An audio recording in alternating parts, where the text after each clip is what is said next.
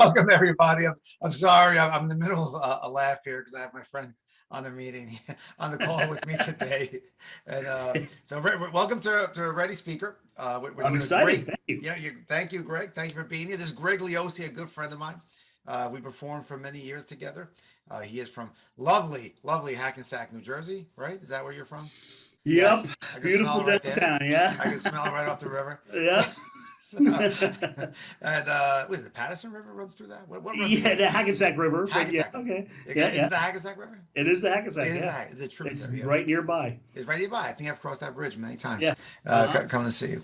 So yeah, so we have a long history together Yes. as friends and actors and performers and collaborators. And as luck would have it, he has a connection to West Side Story. And I wanted to bring that up. I wanted to bring him on here and talk about it. And I just watched it. I just went to the theaters myself, one of 6 people in this theater watching West Side Story. I will say, Greg, you know me, I'm not a great uh, musical guy. I'm not always like too much into the musicals, Hmm. but this this this film really wowed me. Yeah. This film really wowed me. I mean, we can talk about it. We'll get into detail. Maybe we'll shoulder some clips without Sure. audio because I Sure. don't know Yeah. the Yeah. audio Yeah. of Yeah. it. Yeah. Then we can talk about it. But Greg, give a little introduction to yourself so people know who you are, and not just for the love I have for you, but just just And that we have for each other. yes, a lot of that, we faked going to college for a weekend. Yeah. Go ahead, sir. Yeah. So yeah, I am. I mean, for years I was, a freelance director. Even before I met you, and we worked in comedy together, and sketch comedy, and writers and stuff like that. That's when we worked together. But during that time, I was a freelance director, and I happened to have an opportunity to go back to my hometown to run a performing arts center that they were building. They were renovating an old church, and one thing led to another. Before you knew it, they promoted me to be the artistic director there. And then years later, I'm now the artistic director of a newer facility called the Hackensack Performing Arts Center. It's in a new building. It's brand new. It's state of the art. It's wonderful. So, but during that time, I still freelance directed, and I got an opportunity to freelance direct at this small little high school in Lodi, New Jersey, Immaculate Conception High School. It's a little Catholic school. It's an all girls Catholic school. And the nun called me in, and she was desperate. She said, our theater program is kind of faltering. It just never quite got going. And she was really into theater. And she's like, we can't pay you a lot, but we really, if you could help get us started, and get the program going, we'd really appreciate it. So, um, I started working there. I started directing their theater. They had no money, no budget, no lighting, no nothing, but we rented stuff and scrapped it together. And years passed, and I was supposed to be there for 4 years, but almost now, skip 2020, but almost 17 years later, I'm Wow. still there. I'm still the director of their musical, and over time, we not only built a program, but we built a program that the kids were coming to the school because of the theater program. Hmm. And it's that kind of got me involved with Rachel Zegler. She who's playing Maria in the current West Side Story. She had the opportunity. She's from Clifton. She had the opportunity to go to any school, or her mother went to a Catholic school. Her mother actually did go to Immaculate Conception High School years ago, but she had an opportunity to go anywhere. And she was really looking. Obviously, she's a theater kid. She was really looking for the theater program, and she chose Immaculate Conception. She had seen the program when she was little. I met her when she was like maybe in seventh or eighth grade. She came into the school. She was precocious and talented even then. You could just tell, like, you see a kid like that, you're like, look at this little precocious kid. All Yeah. right, go ahead. And she chose to go to the school. And I was her theater director for her 4 years at school, including Shrek the Musical, which she was in when she was cast as Maria. We were already in rehearsals when she got the word that she's officially Maria. That's So amazing. it was a crazy ride even for us. Mhm. Um, but but yeah, so that's how my connection started with her. That is an amazing story. I mean, I love hearing that where someone really just the talent shines and someone Yeah. sees that talent and they elevate them to a place and give them an opportunity that other people, rarely get. I mean, the cast is solid. Like I said, I watched it the other night on your recommendation too, and I know you really enjoyed it. You come from a theater background. I think your father was in theater. Yeah, my father was involved in theater his whole life. He was, he also went to school for broadcasting and that that's what he went to school for. He went to New Jersey Institute of Technology, but he was always into theater. And life kind of got in the way. He started having kids, and got married, and he eventually worked in education in running a television studio in the city of Hackensack, in the Board of Education system in Hackensack. He was he was working on when cable television was on the cutting edge. So imagine like the internet in the late 90s. That's where my dad was in compared to cable. He was always ahead of the game, and he started bringing television into schools so that people can learn that. But in the meantime, he still did theater all over the area. And he was so talented and so amazing that when he would audition for a community theater, he would get the part, right away. He played Tevye a million times all over the place. And as a kid, my babysitter many times was rehearsal. I would be given a few toys. He would say, I'd sit in the back of the theater and he'd say, all right, look, you just got to be quiet. I'm rehearsing, I'd sit back there, and rehearse, I'd get snacks and whatever. But that's how I got sort of engrossed in theater and the process of theater. I wasn't just seeing the final product. I was watching the rehearsal process, and I liked it. So if I had an opportunity to go to rehearsal, I would go. I enjoyed the whole process. And that led to me later in life, going to school for theater. All these things kind of happened through my dad. And then of course, as I started directing, I had an opportunity to direct him a couple of times. I think I remember that. I remember that. Yeah. Yeah. He was in Man of La Mancha. I directed him in that. I directed a few little cameos here and there. He passed in 2012, but he also handed to me this obsession with Spielberg and Spielberg movies.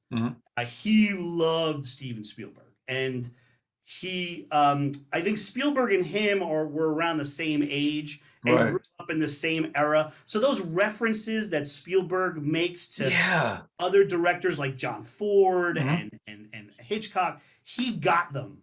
And Spielberg is a very homage director. Oh, huge! He's a huge homage director. To the point where sometimes he'll take shots and just. That's a big point for this film for me. I thought this wasn't a homage to.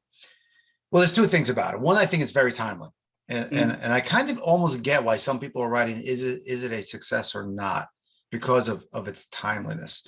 But and on the other side, I thought it was such a respectful homage to films of that came out during that period, that musical push that happened in the 50s and the 60s, right through to the 70s.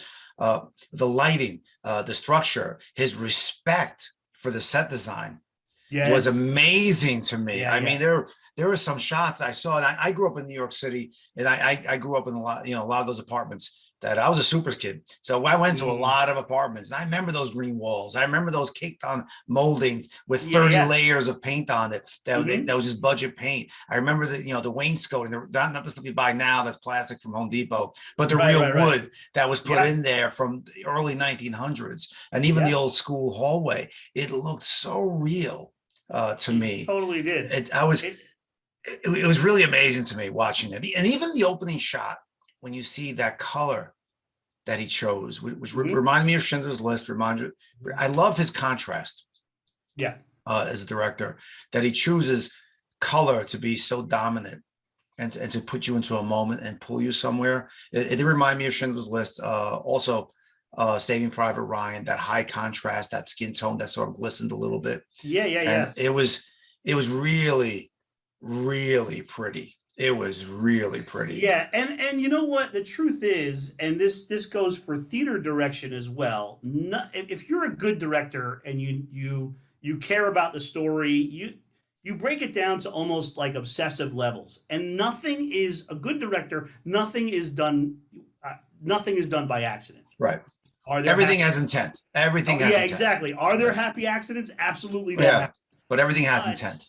Yeah. But yes, right down to where an actor or a performer is positioned Mhm. could tell you a lot. Yeah. No, it could tell you a ton about the character, about the issue, about their conflict. And it's funny because my obsession with Spielberg through my dad, I started doing the same thing in theater. I started doing a similar style in theater because Spielberg is also big on those one shot, Yeah. that Yeah. one shot. People coming to the fore or recessing.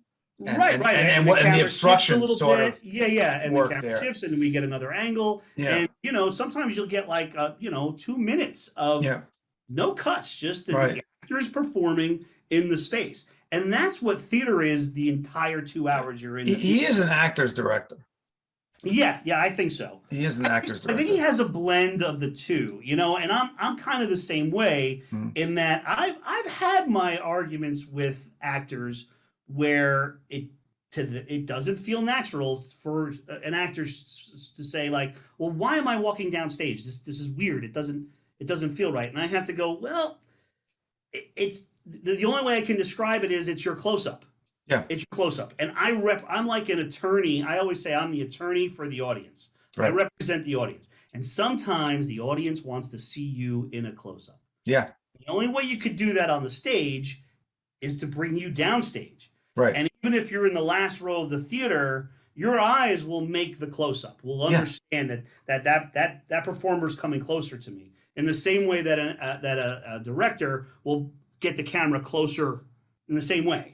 Now in film, you're telling the audience, Yeah. you're going to look at this now, Mhm. and now you're going to look at this, and the audience, and editing alone is literally manipulating the audience, which is a great art form when it's done right. Right. An amazing art form.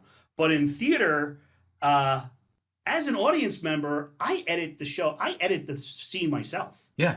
I could be looking at that actor while that actor's talking. Yeah. And I could stare at that actor while that actor's talking. Or I could focus on the actor that's talking. Yeah. Or I could focus on the picture that's in the background. Yeah. That's what's you do, because you're in the room with them. You can edit it however you want. I might sit in a theater and obsess over, the mug that they're using, that character is using. Why did they choose that mug? And again, if nothing's left up to chance, a good director would have spoken to a prop person or a set person and say, this is the type of color that this character, this is the type of mug this person would have. Yeah. This is, you know what I mean? And there's a difference between this kind of a mug and this kind of a mug. You know what I mean? Yeah, no, absolutely. I agree with you 100%, actually. We did a play years ago, and I remember that note you gave. Yeah. When we were trying to explain, we did Breaking Legs, right? Was that Breaking Legs? Yeah. Yeah, we did Breaking Legs together. Show. Yeah. It was my first full length play. Yeah, it's fun. And I remember that note specifically with you when you said, you have to understand your placement as your close up or your back, you're moving into the background, wherever you're shifting to.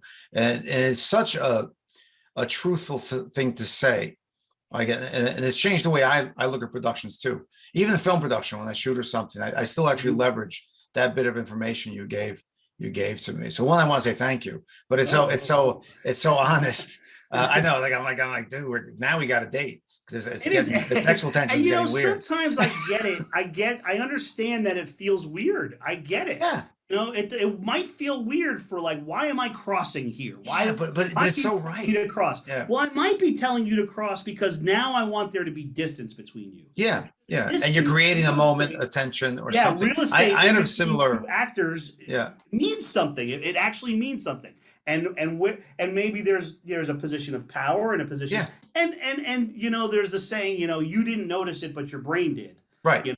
So it's and all of those things come together. And quite frankly, I was even joking around with Rachel at the time that we were finishing Shrek, which is an amazing story that he let her finish Shrek, which is crazy. But during her time at high school, and this is true with anybody, I'm always referencing a movie, Yeah. something tangible, especially with kids when you're working with high school kids or college kids, something that they could grab onto right away. I'm not going to refer to some Stanislavski show that was performed in Russia. You know, I'm going to refer to something that they could grab onto. And many times I'm referencing a Spielberg movie because a lot of times my blocking is similar, you know, Right. where the actors are positioned and everything. And anytime I would make the reference, she's one of those kids that got it. Right. She too had a background with Spielberg. Yeah. And she and I used to kibitz all the time about Spielberg movies, and you know, we would waste time sometimes in rehearsals when her whole 4 years just because I would love talking about it and it just kibitzing about it does cement the process with you. So it's not even like, it's not a waste to me. That's such not a waste, because your mind now is in that space, and that's probably why she liked talking to you about it, because you remain in that space, remain thinking about all that stuff that she loved to do, and it shows. Right, with her. and you could see. I'm watching her like doing click stuff sometimes. Yeah, I would always love it when with her and other kids, like you'd see it click if they knew it, and she was one of those kids that it would click all the time. Oh, I know what you're talking about. Exactly. And all of a sudden you're there. All of a sudden. I had an instance once where I was directing somebody, and it was a one act, and the actors, it was a trial one act comedy, and but the jury wasn't there, so the audience was the jury, and this actor argued with me a whole day about how they would never face the audience while on stage. And I said, but that's the jury. You have to convince the audience of your position. So you have to be impassioned. I mean, we're talking like a 30-person theater. Like, it's not that big. Yeah. It's like you can still see them. You know, so just make your pitch. And they came back the next day and said they refused to do it because their acting coach told them no. Oh God! Well, I laughed hysterically about it. You know, I've run into situations like that, but again, I always feel like I always just say, "But look, I'm the attorney." And theoretically, I'm the audience. My argument to them is, I'm the audience. I'm seeing the final product. So let me be the audience and tell you what works and what doesn't, not what you feel. Because sometimes I mean, you look like model photos. Those are the most awkward stances in the world. No one sits like that. No one sits their knees stuck together and feet splayed out and right off a chair. But it looks great on a photo. Absolutely. So, you know. And you'll notice in Spielberg movies, you'll only notice it when you break it down like I did, because again, you didn't notice it, but your brain did. But if you break it down, you start to look closer and you go, boy, that movement was very awkward. Like that actor, why did they do that? But in the moment, it works so well. Something, and that's what it is sometimes. And like if you're directing a musical, it's already heightened reality. Right. It's already you're already it's a different world. His world building. You're asking the audience to suspend disbelief in three situations. One, you're in this big room, and that's obviously not. This isn't underwater. This Little Mermaid. This isn't really under the water, and it's weird that they suddenly break out into song, and it's weird that they suddenly break out into dance to enhance their song.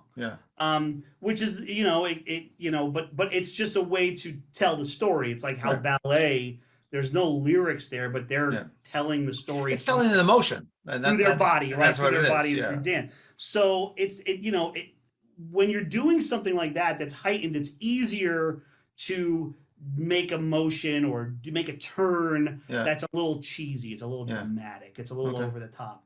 It's a little bit harder when you're doing a show like Breaking Legs, where it's written in a way that you want to sort of get into the reality of it. You have to make it feel like it's the back room of a Italian restaurant. Just so everyone knows, they did it so real that Greg Liosi catered the dinner scene in Breaking Legs. And one of the actors really enjoyed the food so much that he would forget his lines because he enjoyed eating. He was supposed to eat the whole time. It wasn't his character going, no, I don't want anything. He's supposed to eat. But he got lost. The whole show, he sat there and ate everything. And he forgot lines one night for about 15 minutes. And no one could get back to where we were going until I said, this isn't a laughing matter. If we could get back to the point of the meeting, I'd appreciate it. In character. And I got a bad review that night. I'll never forget that guy. And it's funny because all those things, now in a situation like that, there's no music. You're actually seeing a little slice of reality. So it's a little bit more difficult to make a move or a turn or a walk or a confrontation. That's a little bit more dramatic. It's harder to justify it. But if you find the right moment, again, as the attorney for the audience, sometimes I look at it and go, man, that may feel awkward, but damn, it looks good. Yeah, no, absolutely. Great. It was awesome. I got goosebumps, I'll tell you, by the end of this film, I was teary-eyed. Yeah. I was teary-eyed. So, it's weird because I was joking. I went with my daughter. We went to the school for a fundraiser. They were rented out a theater near Immaculate Conception. So the whole school was there, plus alumni. We had the whole theater to ourselves on opening day. It was really great. Of course, we all went bananas when Rachel came onto the screen. But then we were watching. There were parents and adults. There was all sorts of people there. And it's always amazing to me, like this is obviously this is Romeo and Juliet, and when Bernardo and Chino, when Bernardo and Riff, which is Mercutio, you know what I mean? Like, when that happens and the audience goes, ah, yeah, I know. I looked around going, there's no spoilers here. It's the whole. It's literally like watching Titanic, going, oh my God, turn. Yeah. No, they're going to hit that. They're going. I know how this ends. I was thinking the same thing. This movie is a spoiler, but it's magical. Then afterwards, now fast forward, about 45 minutes into the film. Now we're at the end, and here I am. Yeah, I was busting their chops, going, now here I am at the end, getting emotional, going, well, I knew this was coming. What? Yeah. But it's a testimony to how it was done and how definitely Rachel's acting was, and the girl playing Anita after the she is that's scene, it was like, have you seen Schmigadoon? Have you seen Schmigadoon? I have not. Oh my God, just watch it. I keep telling people to watch it. Just freaking watch it. She's in Schmigadoon. Ariana DeBose. I don't want to butcher her name. DeBose. She is amazing in Schmigadoon. Amazing. When I saw her in this, I said, "Oh my God!" I knew it was going to be a great production. I mean, David Alvarez is in it. He has great presence. Who plays Bernardo? Ansel Elgort. I was a little lost with that casting at first. I was like, I wasn't sure about it. Yeah. And this is one of my pet peeves. So everybody's like watching. I have a peeve about people's walking. I have a real peeve. Like some performers just can't walk on camera or on stage, and it's a peeve of mine. And his walk is kind of a little iffy. But they didn't show it that often. There's a couple like wide shots and they show him walking, and he doesn't walk like his knees rub or something like that. But by the end, I really understood why he got cast. Now I'm not a big theater guy. I love theater. I love watching it. I don't really go into the granular stuff about it. But Tony is Italian in the original production, right? Or was he always Polish? He is. He was always Polish, yeah. Always Polish. Yeah, even in the play, even in the musical, the stage musical, he's Polish, yeah. That's interesting. Yeah, and only Polish. It made sense to me because knowing Hell's Kitchen back then, when this was set, it was a big mix of Polish, Croatian, Irish. It was mix. And I loved even that line of you guys, essentially the Caucasians who couldn't make it out. It's such a truism of like you're the bottom rung of what should have been exceptional in their minds. You had the exceptional chance to get the hell out of here and go to the suburbs. You guys just too drunk and too messed up to leave. And I loved that the way that was delivered by them. And Riff's speech of everything changes. His speech. Exactly. And here's what's amazing. And there's two testimonies to what happened there. One is I agree with what you're saying about Tony's, the casting of Ansel. Although when he came to see one of Rachel's performances, one of Rachel's productions, which was an amazingly nice, incredibly giving thing to do. Yeah. The kid hadn't performed in anything. Of course, she went through the whole audition process, which we kind of went on the ride with her because we were doing a show the year before we were doing 42nd Street the year before that she was auditioning, and then a year later she's in Shrek, and you know, so we went on that ride kind of with her on the sidelines. So the fact that he came to see her show was just incredible, you know. And he hung out, like, we didn't want to make a big deal about it, so he kind of hung out. We kept him kind of sequestered a little bit so that people wouldn't go crazy. Once the show started, he came in the back, and I was helping out with the audio, so he was like back there with me, and you know, he was every once in a while he would look at me like, oh my God, like when she would sing, and I would go, I know, it's amazing, it's unbelievable. Yeah. No, her singing was. You know, when she would perform, he would be like, oh my God. So the and afterwards, he was also kind enough to talk to every single kid in the show. Yeah. He took pictures with everybody. He hung out for about an hour afterwards. Yeah. It was just so, you know, he could have bolted. The chemistry was great. I will say. That's exactly it. That's what I was saying, is the testimony to the chemistry. Really, the casting, like even the guy who played Riff, him and Riff's, let's go, Mike, again, I hate butchering names. Faced, or I think that's what it is, who played Riff. Yeah, he and Mike had this chemistry that you thought they were best friends forever. And when Riff dies, him saying it's okay to Tony was one, again, another emotional, like just punch. The realization. And I think of that's where Ansel. That's when towards the end I was going, oh, this was perfect casting. He jokingly said to me when he was at the show, he said, you know, I said, you know, this is West Side Story, man. You two are gonna play Tony and Maria. I mean, what are you feeling right now? He's like, he rightfully said, I'm scared out of my mind. You know, this is because the 61 movie was also so revered. You know? And every high school in the planet had done it at some point. You know? Definitely. And that's the comments people are making about it. Like, oh, it's not the original, but it doesn't have to be. This is so beautiful. And I love the fact they reference, because the original was shot in the tenements, or I don't want to say, I hate the word tenements for some reason, because they want to make it like a negative connotation, but all the housing that is now Lincoln Center, and they shot it there.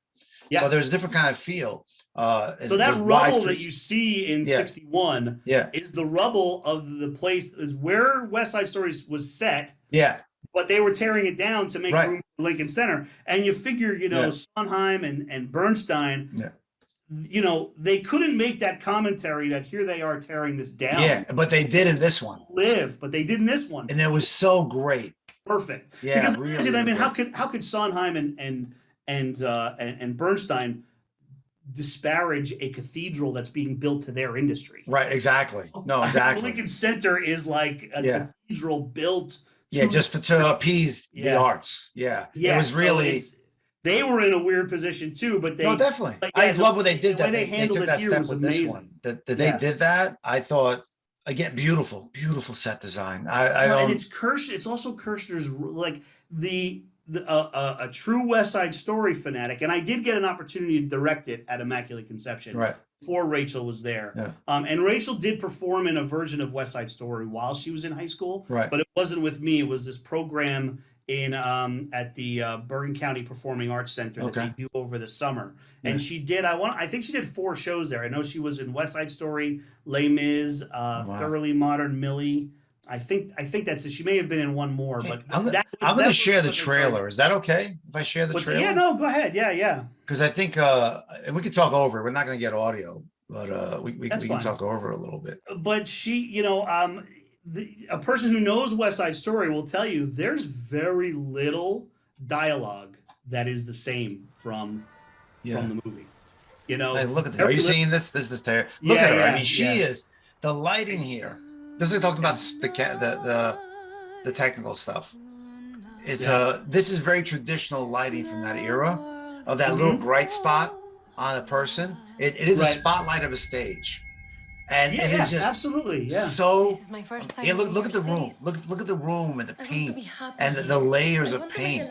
Yeah, I loved it. The colors they were picking. Table, oh my God, the bedspread. Everything, the wide streets where they weren't structured anymore, the hallway coming in. I just that water fountain, like these places, you know, it's true. It's amazing how much it exists. It's amazing to me the way Yeah. they did this, the lighting, and this chemistry between these two was so sincere to me Okay. And you as believe it. actors. Right. Yeah, you believed it. You Yeah. absolutely believed it.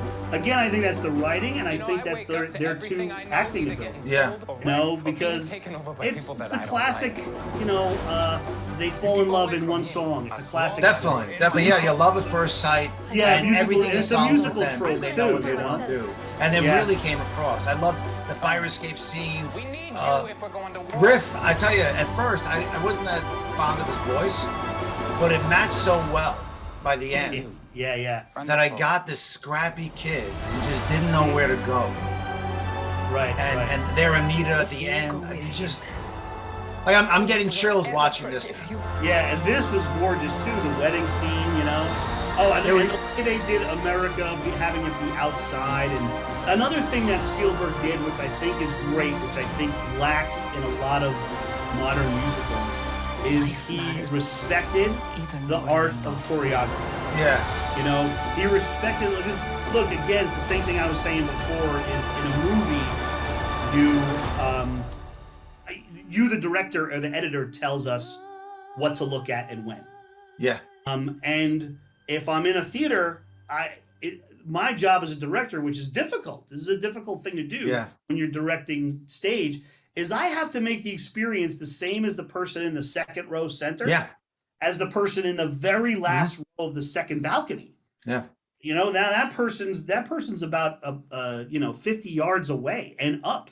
Yeah. You know, how do I make that experience the same? And a lot of that is through the choreography, through staging, through stage position and all that. But again, if I'm watching a musical of West Side Story, I'm observing the choreography in my full eye line. I see it all. Yeah, we are panoramic when we view. Yeah, I see it. A lot of people don't realize that, but we are very panoramic when we view. Yeah, absolutely. And we're seeing it all. We absorb the choreography, which is why it's such a great medium. Musicals are such a great medium for choreographers and dance. Yeah. As a director, you have to respect that too. But I think Spielberg respected that, especially in America.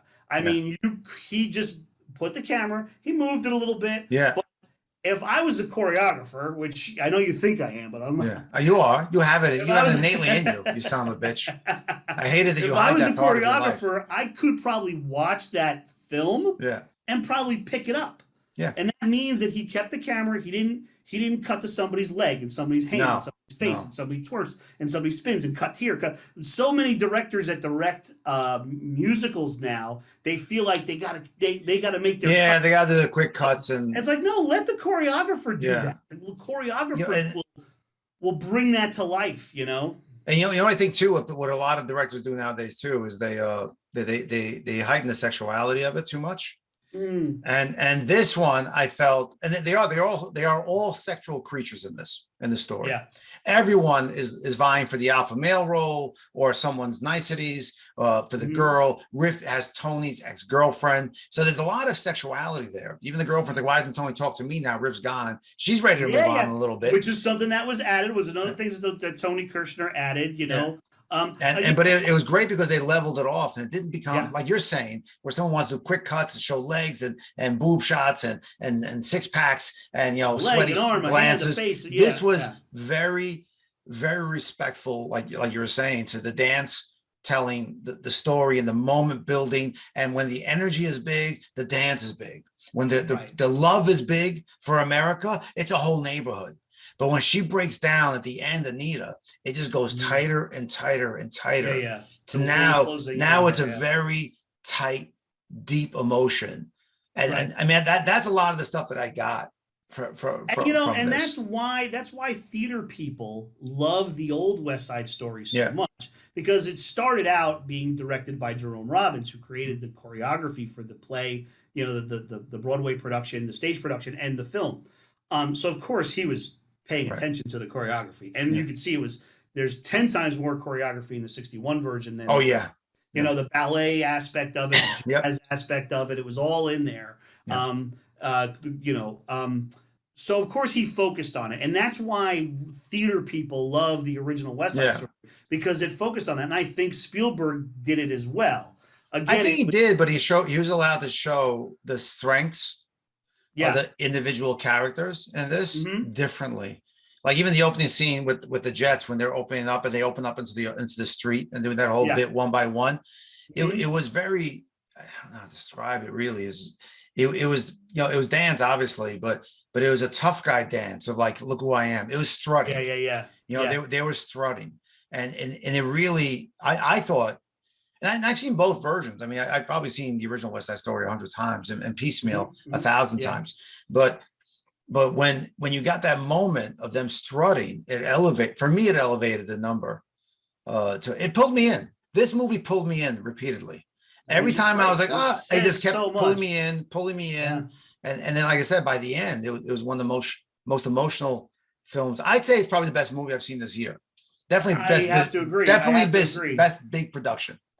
I have to agree, and Definitely it's funny best big because production. when towards the end, when Rachel was at the end of her school year, she Mhm. had already gone into rehearsals and she started some preliminary filming and Yeah, screen tests and stuff. And she came back and she had some things left in school. Like it's June now, so yeah, she had been rehearsing for a while at that point, and she kind of said like because I was again of course I'm asking yeah, about it, sure. talking about West Side Story. Hell, we would reference West Side Story a lot. Yeah, And she would get, she's like, Greg, there's a lot of changes. There's a lot of dialogue changes. And at first I was like, no, yeah, please don't yeah, tell me that. They can't change anything. It's yeah, West Side Story. Then I saw it and I was like, it was yeah. it was perfect. Like I think it's the absolutely. dialogue changes was amazing. Yeah, they It's brought it up. so They made real. it reachable now, Yeah. Mm-hmm. but while still having that feel of that era, but not getting too lost and not making it a caricature. I thought Yeah. it became, friendly enough that I had this recently with somebody of like when I was talking about The Harder They Fall, and The Harder They Fall, Mm-hmm. they modernized the dialogue of the cowboy. And I would say, well, an argument for that for me is that I don't know really how they spoke back then. We have an idealized sense of what that is. There's probably are common terms that they used back then that maybe we don't want to admit they existed. So I like it when sometimes you find that good balance of it is a period piece and it from a recent period. And maybe there are words that sort of evolve and ebb and flow, and that it's nice to make it familiar for us. I will say one thing too, that it's you read the headlines. I'm a headline reader, and I'm one of those guys. I'm not totally angry old white guy, but I am a headline reader, and the headlines are like, hey, is this a flop? Is it that? Because everybody wants to just write some nasty stuff, and if the movie theater was empty when I was there. Granted, it was a Tuesday and it was 6 p.m. on Staten Island. This is definitely not a Staten Island movie, but I can Yeah. understand why some people would not go to it, and for one reason alone is that it doesn't tell the story that people want to see today. They want to see that might makes right. And this is such a story of might doesn't make right. Everyone Yeah. is hesitant to go down that path for the right reasons. Bernardo Yeah. doesn't want to fight with weapons because he knows somebody can die.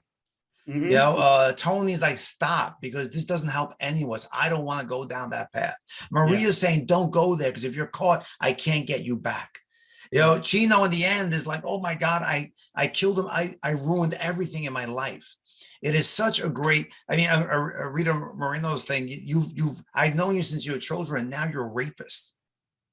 I Yeah, mean, what which is a a strong great moment, line, which is a a great great line. Again, line another new line, which that is great. I'm getting chills again, Yeah, thinking about it. And I was like, I get why people don't want to see this because it it's shows the well, it's ugliness interesting. of It violence. does, it does. But on the other hand, it's like, well, I mean, I think I think post COVID or Mm, current COVID is I think that has something to do with it. I think an interesting phenomenon happened during COVID with the mm, theater industry and mm. film in general. And look, Spielberg, as you know, has been very passionate of making sure this is in a theater, and I Yeah, totally understand I why. get it too. I wouldn't watch it at I home either. totally get it. Yeah, And I get that true for most movies, yeah, for most movies. And I get it why this should be a theater shared experience, just like mm, live theater is a yeah, theater shared experience. We're all in this room together watching these actors currently yeah, performing on the stage. So I get it and I understand why. But I think now post COVID, I don't know about you, but during that time period, I upgraded my my home theater. Oh, my TV is a 65-inch right next to me. Yeah, I did the same thing. I jumped up. I have 4K that I painstakingly balanced perfectly. And even if you take it out of the box and you let the factory balance it for you, it's pretty damning. Yeah, no, I'm the same thing. Yeah, I've got and the TVs sound everywhere. systems, and it's affordable. And now I sit in my living room and I'm getting the experience that 5-6 years ago I could only get in a theater. Oh, absolutely. I agree with that. Yeah. I kind of feel like theaters now are waiting. Well, I don't think they're waiting. I think theaters now, like the theater going experience, has to be one that's better than my home. Yeah. And that's the only way you're going to get me out to plunk down my, in some cases, $20 to go. I think this film would do better overseas. Like, I think culturally, they're again. I think the message has a little bit to play with it. It's a great message. I love what they did with the script. I love the lines. I love the tension. I love how they made the characters a little deeper. I think the Rita Moreno riff, I think, is deeper too. I think he's much more vulnerable. Oh, absolutely. Than the other. The characters and the dialogue is so much more. There's the way Kirshner wrote that script. Yeah. Like Rachel was telling me, the changes, it's perfect. Yeah, I was amazed by it. Even when she was like, we were at like this dinner, this awards dinner, and we were sitting at the same table, for her, senior year. Yeah. And we were talking about it. She goes, Greg, I'm telling you, you're gonna like the changes. I'm like, I was acting like a little bratty theater kid going, no, changes. Don't mess with my West Side Story. And now it's like it's the change. Yeah, no, I think I recommend it. Anybody who can watch it should watch it. Anybody. Yeah, absolutely. And yes, try to see it in the theaters. But again, I think movie theaters have to step it up. I think people like Spielberg have to really have a conversation with these. I agree with that. And say, hey, look, at home, I'm watching. It's 4K is affordable, and people have it in their house. The blacks are black. The colors are balanced perfectly. I walked into the theater and, I'm sitting there going, I'm a little frustrated. It's the blacks. Actually, the funny thing is, in the theater, it was they can fuzzier calibrate than that my projector TV. a little bit. They can calibrate, and that bothered me. And I'm like, okay, well, whatever. It was still amazing to see on the big screen. I was thinking the same thing. Because from where I was sitting, I try and pick that middle row so I'm eye level. Yeah, me too. With the screen. And you're hearing the sound so I can see it all. Yeah. I'm the worst guy. Like, I want that seat right in the middle. Right. And which is the way I set up my home theater. I'm the same way. It's like perfect. And tilted. I got my wife yelled at me because I tilted the TV down. I'm like, no, because my head tilts up at that angle. I want to see it. Yeah. That's why I always look at people that have the TVs above too high. I'm like, why would you do that? I'm like, why do you want to sit like this? No, I want my angle. Yeah. So, and I was thinking the same thing, how from that point of view, I was like, you know what? It's actually replicates my home view of, like, we set up a nice little space in the basement with a larger TV, and that's where I watch my movies now. And I'm like, this actually is comparable in size, visual, not real size, but visual. Because of the perspective where you are. Perspective where I am, the distance. Yeah. And my TV is sharper. I was like, the screen's out of focus. Now, are there some theater owners that obviously, are there some theater owners that maybe they're obsessed with it? And you walk in there and you go, I almost want to say to the manager, hey, thank you. I appreciate this was not one. My $20 because thank you. But it's just like anything else. You start to go, I'll wait for it. I agree with you on that. I do think that the story is a hard, not a hard sell. I think it's just, again, and this is me, my personal thing, because I like to wonder why people click the way they click and why they might not be impressed by something. Like I saw a bunch of people say, why didn't you leave the original is good enough? That's not good enough. You don't want to revisit the story. And now this story has gotten a little darker and the message is a little clearer of what the original message was. The message is the same. Inherent violence and might is right isn't what being American is about. It isn't, the ethnicity isn't what we are about. I mean, even in this, there are guys saying, they are Americans. They throw in like 3 or 4 lines that. Shut up. You don't know what I'm talking about. No, but they are. Right. I mean, it actually is part of America. So why don't we stop it? And they're trying to get out of that. That was funny. That dialogue about Puerto Rico. Yeah. Well, isn't that a state? Is that like that whole piece of dialogue? That was a great piece. That was a great piece, and so natural. And so natural the way it came out. And even the one character, one of the Jets, where he's like, if my mom finds out, I don't want to get in trouble. I don't want to go down this path. And having them try and convince him to get, and even they had to convince themselves in this. That's why it's a rough story to watch, today, because people only want to take one side of something or show like, hey, why is the guy with the gun winning? The guy with the gun doesn't win. When they transfer the gun to whoever holds that gun loses, if you notice. Right. Whoever touched that gun lost. So they've lost something. They lost their way. Everybody who touched that gun lost their way. So the gun is not the winner here, even though in most modern cinema today, the gun is the winner. Always. Yeah. The only gun in the room. Yeah, that's true. Yeah. And whoever touched it is broken and beaten and not the same in a bad way. Yeah, and it's also it's so powerful. So yeah, I say that to this day, I say that in a very loving way for the film. I'm not saying that to contradict it. I'm saying that it's so well executed.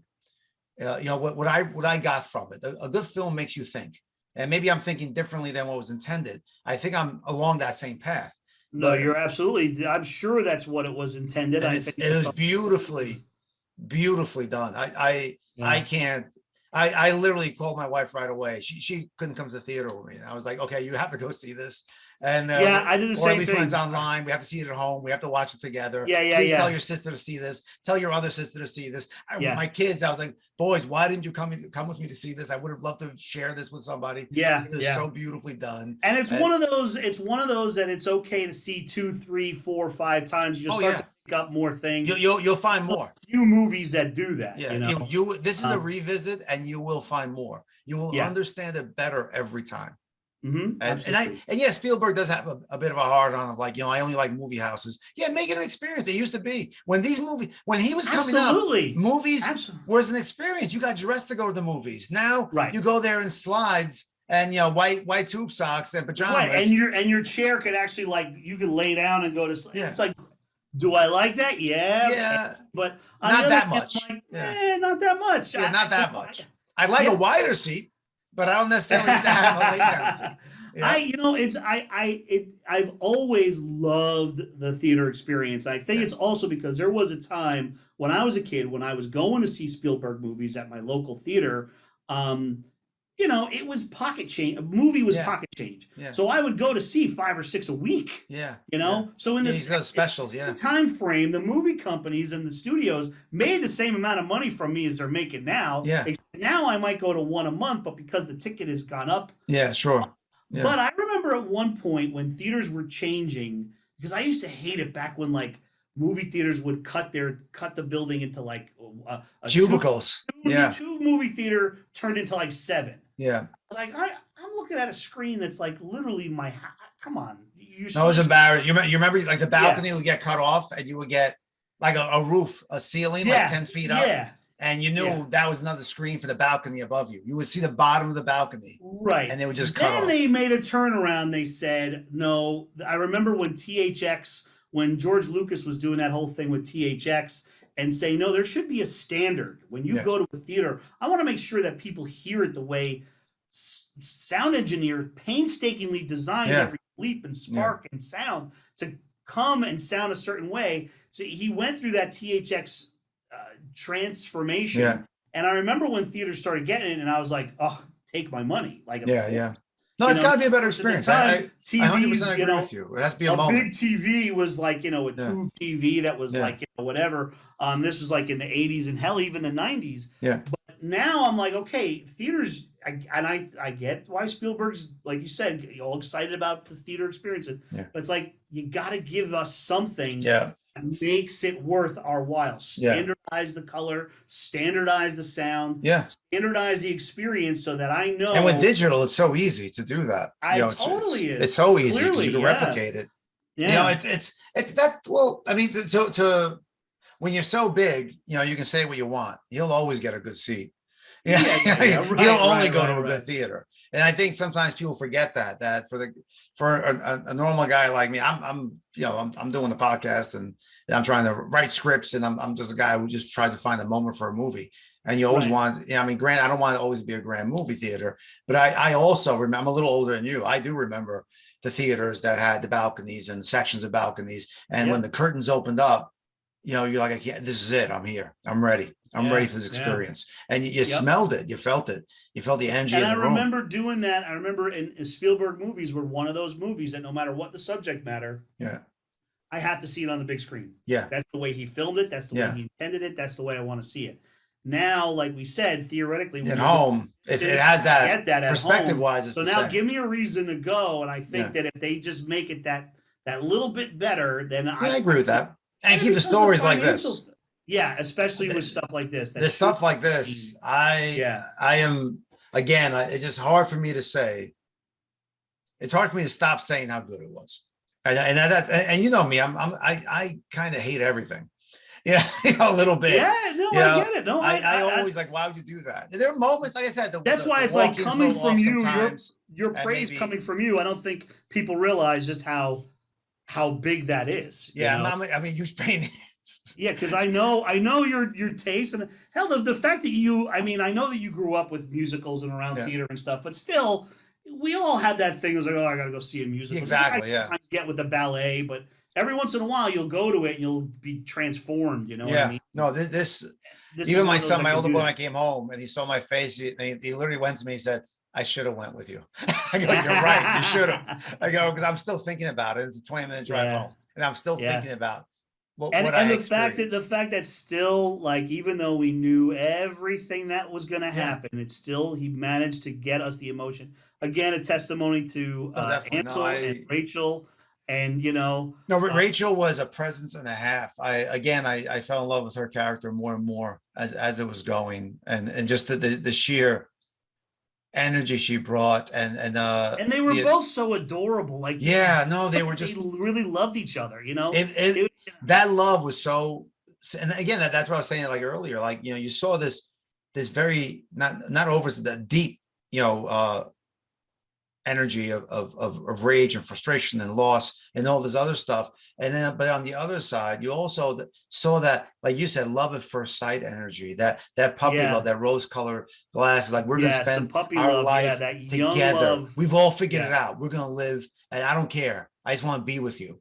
Well, it's so funny because I say this to my students all the time when I'm directing something like, and when I directed West Side Story, and I'm directing it with kids, with teenagers. You're portraying yourselves. It's always rough when you have teenagers that are playing adults, they're playing the Von Trapp. It's like, okay, but in this case, you're playing your age, which I love in theater, when you're doing that in high school theater. And I remember telling them, and I say this to them all the time, I said, there's something about West Side Story that when you do it in high school and you perform it, there's something about the way the music gets to you. The Bernstein score is so amazing, and the lyrics by Sondheim and all of that. When it comes together, when you're that young and you're in love, you think that's the girl you're married. You're gonna, you really think that, and everything is so heightened to that age. And I'm like, when you guys can connect with this more than an adult can, and especially when you were portraying it. Yeah. I said that from experience because when I was in high school, I was a sophomore, and I got to play action. I got to play action as a sophomore. And I remember the girl I was dating at the time, we were in the show together. And at one of the, there's always that letdown when the show is over. There's always like your family, and now all of a sudden you say bye. That's it. Yeah. It's really difficult. Still to this day, it's very difficult for me. So there's that post-show letdown. So we were at the cast party, and at that point, there was a million different artists had made a version of "There's a Place for Us," which is as a high school student, for those characters, "There's a Place for Us" is like the lyrics are. You really believe like we're gonna go away and we're gonna be together, and you don't realize how much life is going to smack you. Yeah, just like roll over you. Yeah. Right. Not to say that high school sweethearts don't actually happen. It still does, but not as much anymore as back in the day, but it still does. But for some reason at that age, and I remember dancing on the dance floor to some modern version of you were dancing for us. Oh yeah, I was dancing. I was trying, I was in high school. I was dancing with a girl. I was head over heels with this girl. And I remember like thinking how like the lyrics hit me so hard, and we like held each other so tight, like dancing to that song. It was so intense, and we all obviously went our separate ways and whatever. But I reminded the kids that that's going to happen to you. Though we're doing this show. There's just something about that show that does it for you. And I felt that between Rachel and No, definitely. No, it was like I said, Maria, he was showing depth in character and intent and the story that you just rarely see. I mean, until now, honestly, the theatrically, what is it?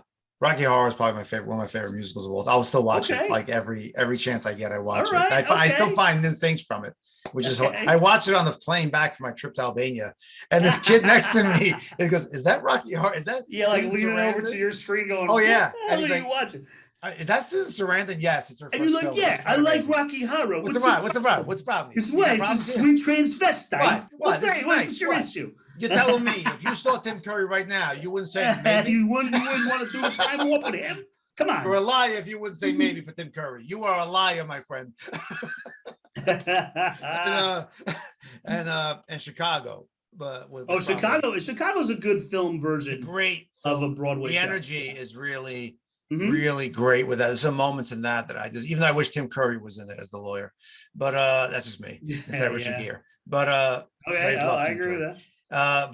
But everything else about that is so spot on, so energetic, and this film for me, for a musical, surpasses all the greatness that I thought Chicago had. Yeah, I think the bar has been raised. I think the bar has definitely been raised, which, fingers crossed, come award season, it's going to be. I hope so, because I think duly deserved, and really, again, I can't speak highly enough. I wish I've told everybody that reached out to me after I saw it. I said, just go watch it.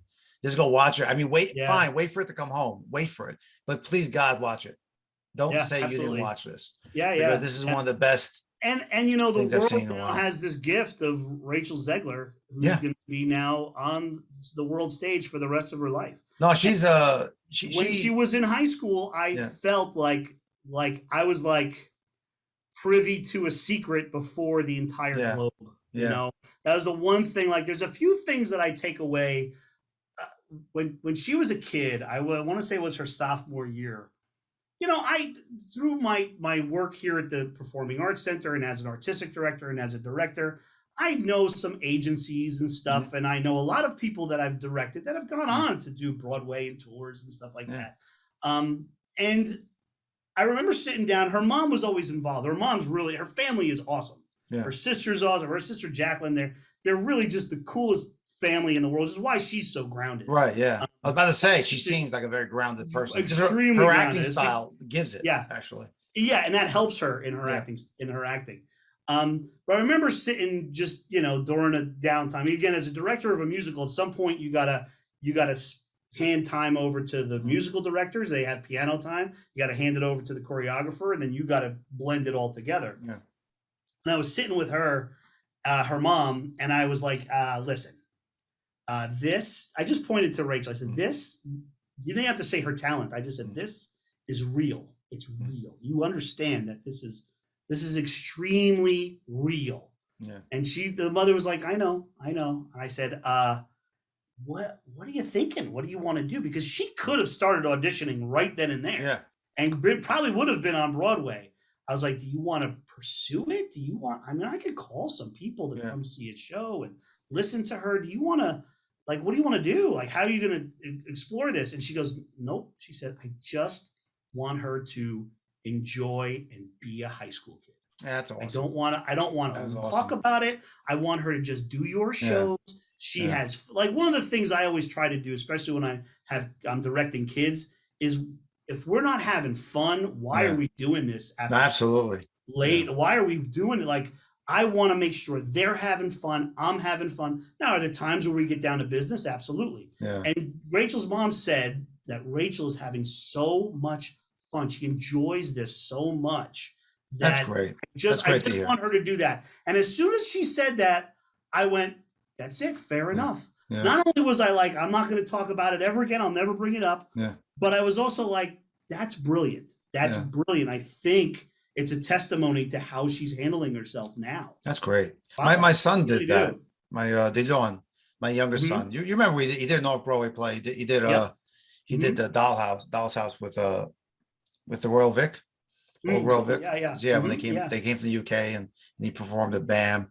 and he was in 8th grade, and he made a nice bit of money. Freaking was in this great theater, and Woody Allen was watching the play with my wife. Like my wife's sitting there, she goes, "Oh, Woody Allen's here." I mean, luckily she wasn't young enough for him to hit on her. So,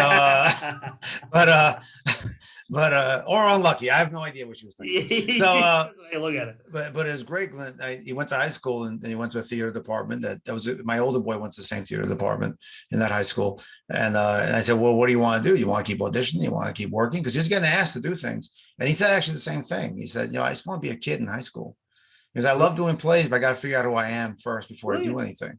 And now he's going into fashion and he's done all these cool things and he's had great experiences. But I told him even at that time, I said, no matter what you do, the fact that you can think about that and go forward, you're ahead of most people because you're willing to take chances on where you are now rather than gambling on where you might be. And that's what's great. So great about making that decision to just be high school, which speaks to the story about when she got the part in January. We were in the preliminary stages of Shrek. She got the part, but she didn't know anything as far as schedules concerned. So we started doing rehearsals, and she started coming to rehearsals and talking about some of the meetings and discussions that she was having. And I started thinking, well, God, if they start shooting this thing, she's going to get out. She's got to go. I got to get an understudy ready. So I started getting an understudy ready, and she went. She was kind of like, I don't know. And that's when she found out that the first batch of rehearsals was going to overlap with her show. And she tells the story in press junkets where she went to Steven Spielberg and said, "Can I finish doing Shrek?" Yeah. Doing Shrek. Now I'm sitting here going, "No. Yeah. You dare ask Steven Spielberg to finish this show. You go be with Spielberg, go. Bye-bye. You did great, Yeah. So I was like, no, just do this. She goes, no, I want to finish this. I want to finish what I started. I love this. I want to finish this. I want to be in my senior show. And that's what eventually, at first the answer was no. Yeah. The answer was no, but ultimately I think Spielberg knew he was always going to say yes if she asked.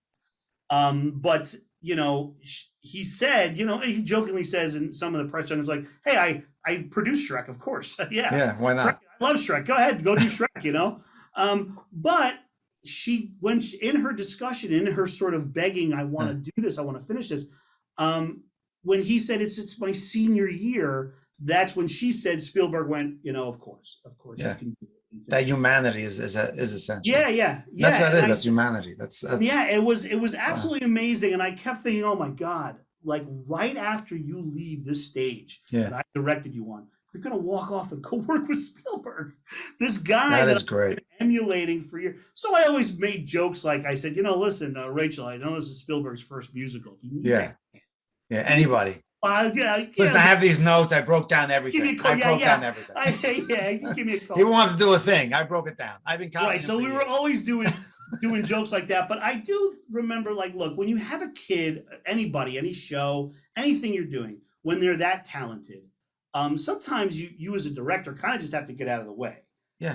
And that's a skill not a lot of directors have. I don't want to pat myself on the back, but you're awesome like that. I've always respected your style. But you sometimes have to get out of the way. Now, during all the press and everything, when she got the part, I remember saying to a couple of reporters, honestly, there comes a point where I just had to make sure that the light bulb in the spotlight was working, and that's all I had to do is turn it on. Yeah. And she took the rest. I mean, I can't take credit for that kid's talent. I cannot, under any circumstances. And her precociousness and her acting ability. I mean, we talked about acting in scenes and broke down the scene, but the only thing I could take credit for is her passion for it. That was so much. She loved the environment that I created at that little school that she actually went to Steven Spielberg and said, I want to finish this first. Yeah. It wasn't making a movie with Jon Favreau or it was a play with Greg Liosi. It was a musical with Greg Liosi. So I want to finish this first. Yeah. And that to me, that's the one thing that I can say, like, I'm really proud of. You should be. No, you should be. That moment you created an environment, a place that I love theater. I absolutely love theater. I didn't do it in high school. I learned theater to me is sketch comedy with you and our cohorts on stage. and it was a magical thing for me. It was one of the most magical things that I still seek out with other groups and I haven't found. And we haven't been performers since the early 2000s. What we had there was something so wonderful. And that's my introduction to theater, like you said, of going, and performing and being with people and being part of their lives and thinking on the same level as them constantly. And we're finishing each other's sentences, making sure everybody's safe on stage. And you created that healthy environment. And you're right. A lot of directors don't create that. It's about them. I hate it when I'll sit in on some rehearsals, and it almost like has this coach feel to it. Like, I got to yell. They got to be disciplined. I'm angry and I got to get angry about something. Why are you getting angry? We're making theater, man. This is fun. This should be the best thing. And everybody should be learning. Now, do you sometimes get angry if kids are goofing around too much? Different. When it's time to get to work and there's you get angry. Like, I always make this joke sometimes, like when kids are behind, I always go, look, I can get up here and start screaming and yelling at you guys. I'm not going to do that. I said the calendar, and I would hold up a calendar and be like, this calendar is screaming louder than I could ever scream. Right. No matter what you do, the sun is going to rise and set. Opening night is going to come in 7 days. Jeez. And you still have to finish this, and this. There's nothing I could do about it. This is going to yell louder than I can. So you want to be up there, you want to get to work and be up there and look great, or do you want to, go? And that's usually it's about the loudest I ever yell. It's like, this should be fun. This should be exciting. Sometimes I'll goof around and make jokes, like if I had to give the same note over and over again. But it's just, if you don't create that environment, then it won't start to build. Like it's a very nurturing environment, theater. A lot of people don't get that. It's a learning, growing, active environment. It's not about plays, and I mean, like, not plays like a plan A, B, C, D. It's never A, B, C, D. It's A, B, C, D on paper, but when you get out there and what you bring to it is very nuanced, and that's what makes that's why you can watch a play 100 times, because every night is different. Every night is different, and it's the same story, and you know exactly what's going to happen, but you're curious about how somebody stood, of why that director picked that color mug. It's down to that granular thing of why did he changed the mood now. Now it's something different. And that's what makes it so wonderful. And like, like I was saying, like, as a director, I mean, I've worked with you, in so many ways, on stage and improv and writing and goofing around and just being, and breaking legs, it's small production. My first, full length play. I remember I couldn't get off book and I was freaking out because I'm more of an improver than anything. And I memorized the whole play. By the end, you had the whole thing memorized. I had the whole thing memorized. I was like, no, you're on the. And we were doing that on shoestrings, so we didn't have a luxury that that some other productions can have. But it was still a great theater experience. It was a great theater experience. Guys, it's what made me go into theater essentially and say, I want to do more. That's great. It really was. I joined other theater companies and wrote stuff, and I wrote my own play and everything else. I've read some of your stuff. It's great. Yeah. So, and that's what that's what this film is about. I mean, going back to it, is that it allows people to see the potential of creating something as wonderful as this. And he took something that was already created, and he brought something new to it, and the new script, the new dialogue, the new words that came through it is something so new. Is Anita, the way her presence was different. It was something so new, and yet we know the character so well from every time you see Anita, from the performances and your high school performances and everything. And yet Ariana DeBose, she brought in something that was so new. Like, her smirk was so new to it. It's so fresh. And I'm not saying it's her, but that's what stage and acting and theater can do. That you can bring something so new.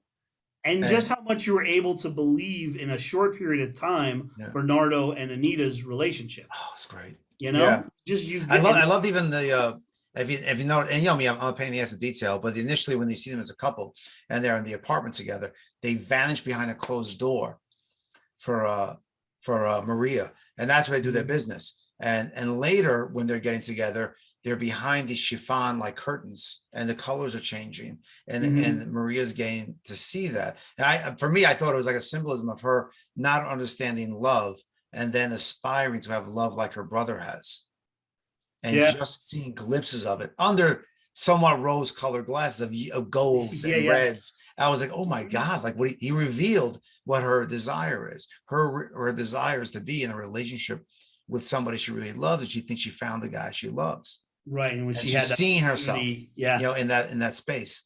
It was so wow. We could probably talk like days about this. It was just there's so many things to dissect in this movie of how well there is. And you know what? And that's what's so fun about Spielberg movies is you could do that because you know that he really does care about every single story he tells. You know, every single story. He does his homework. Love him or hate him, you cannot deny that. And which is why, you know, I remember just like when my dad and I would talk about, you know, shot composition and where the shot was, you know, again, I think over time, I do think that in a way, Spielberg has directed stage because of the way he moves. Definitely, he's theatrical. He actually is. Yeah. It's a stage play.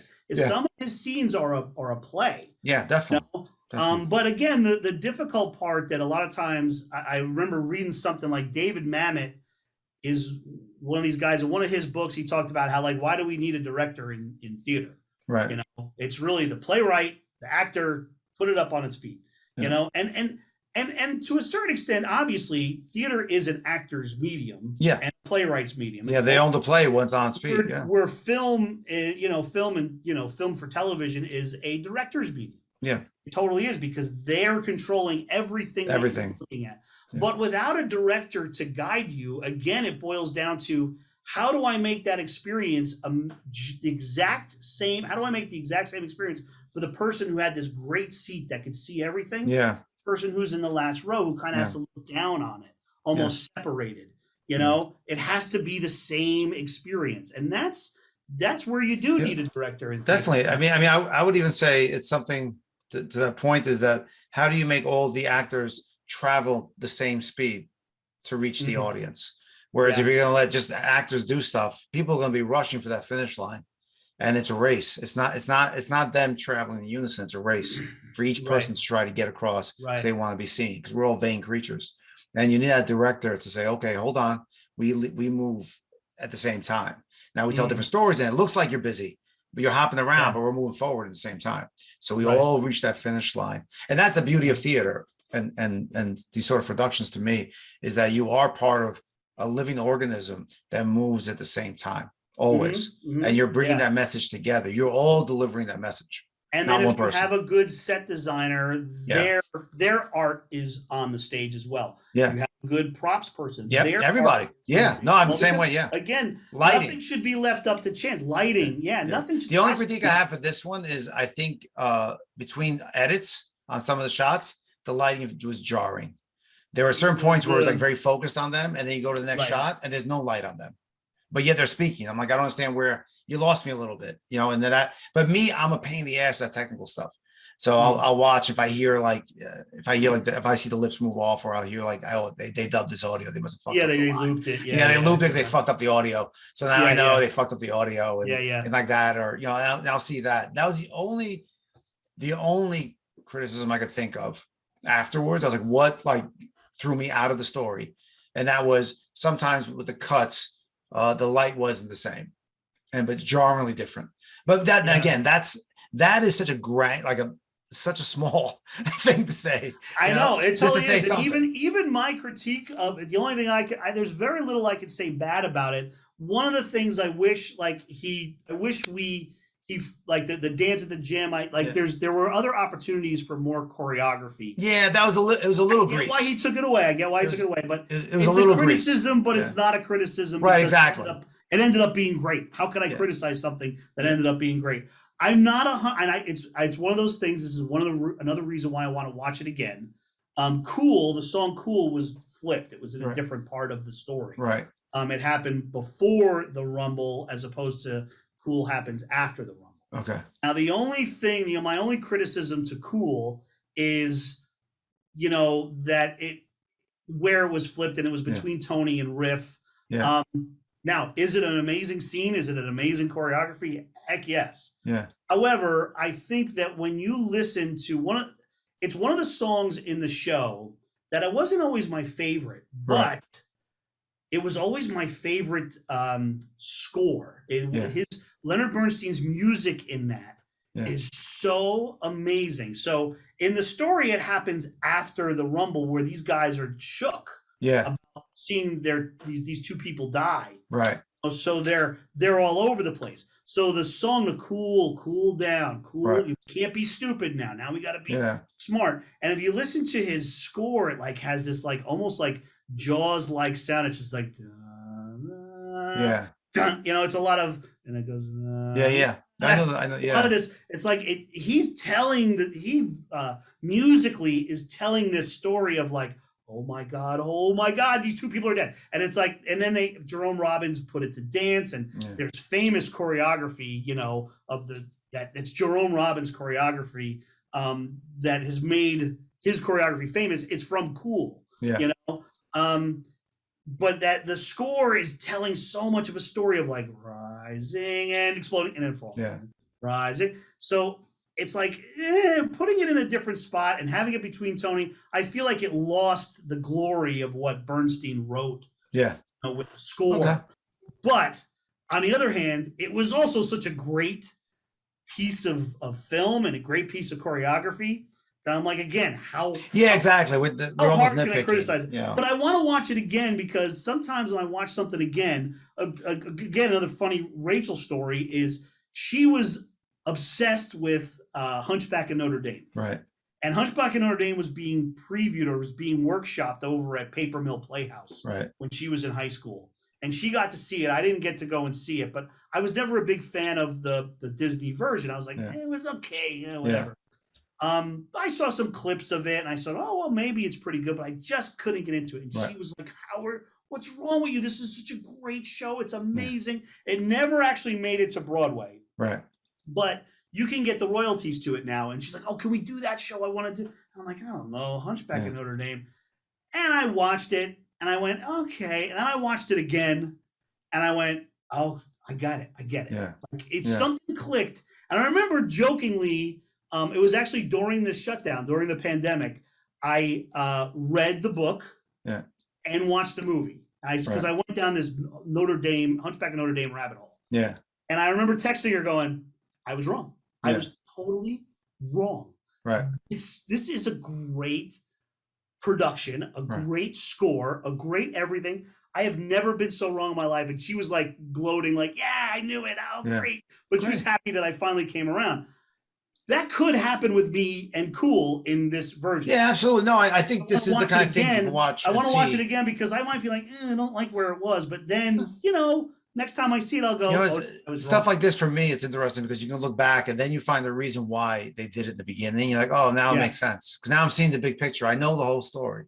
And it's definitely a don't be surprised by what happens. Know the story and watch it. Because then it makes absolutely. sense. Just suspend disbelief. And just suspend disbelief and know that these people die and this is how it happens. And look at the execution. And it's great. Yeah. I don't know. Well, hey, Greg, I think we are at our allotted time, I think. I love it. This has been a great conversation, though. I agree. I really enjoyed it. I'd love to have you back. Thank you so much for doing this. Yeah, no, great. I'm going to post this up and we'll get some people commenting. I'll share the link with you. This again has been a great chat with the West Side Story with my friend Greg Liosi, who I hope will come back and we can talk about other things, theater and films. I think is awesome, and see what he's doing. All right. All right, Greg. Thanks so much, buddy. Thank you so much, man. Thanks.